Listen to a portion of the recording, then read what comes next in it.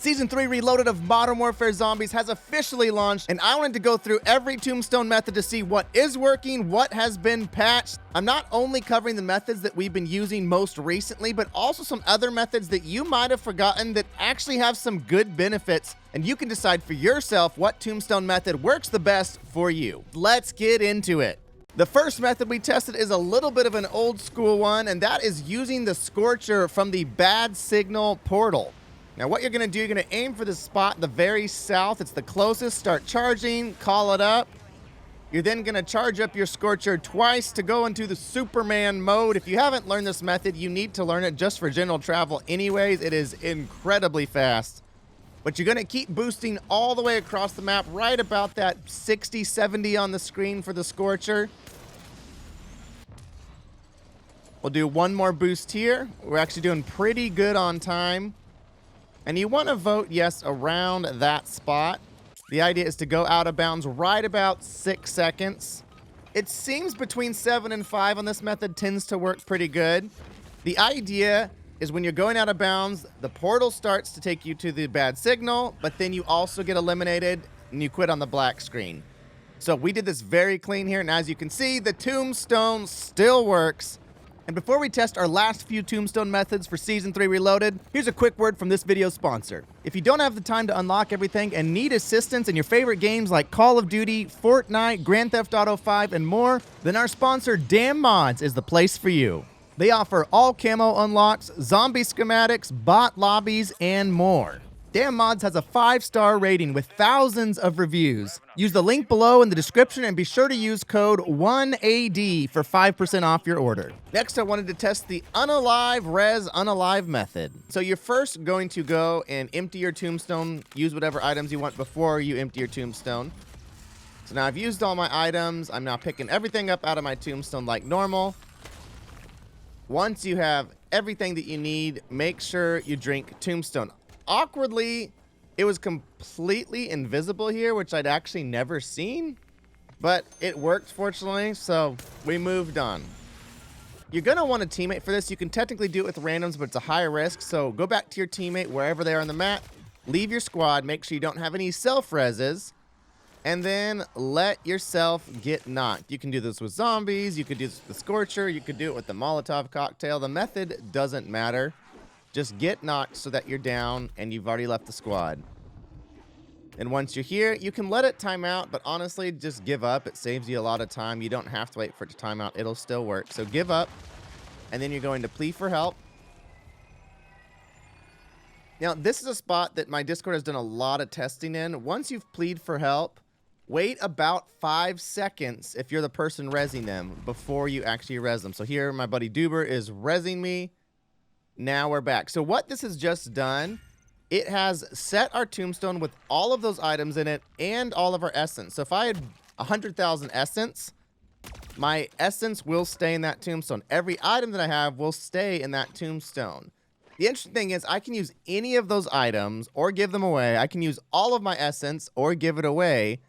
And when I finish this method, which I'll show you how in just a minute, it will all still be there the next round. So that's the big advantage to this. The other benefit to this is that if you die at any point while you're fighting, as long as you don't drink another tombstone, you're still fine. All your essence, all your items from that first tombstone that you set with the unalive method is still there.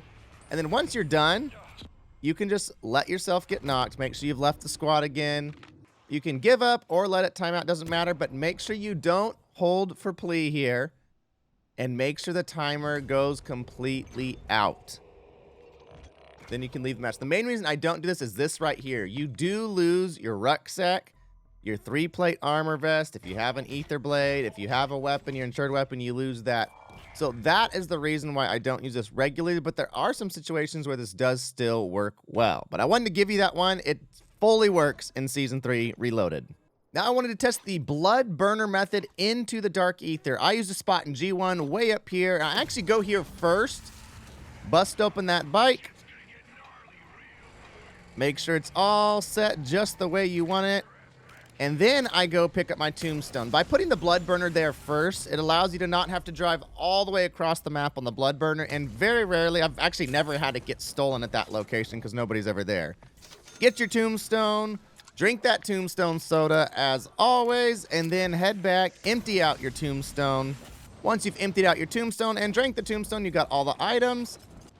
You're now going to get back on that blood burner bike that you left way up north on G1 facing this direction.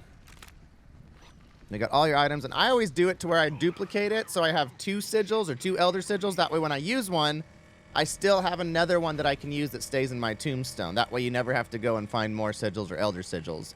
Just kind of convenient. So you're going to head over to this island here on the north of Tier 3, and I'll fast forward this a little bit.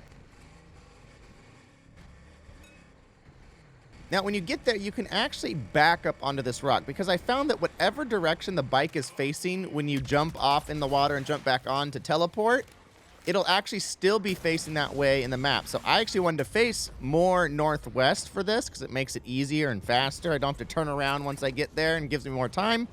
And so by turning around like that, it actually causes the bike to face the same direction. So think about that whenever you're pulling up onto that rock spot. Whatever glitch you're using with the blood burner bike is what direction do you want it to be facing after you teleport, and then face that direction if possible. Now you're going to charge up and then go to activate the sigil after you're already charging.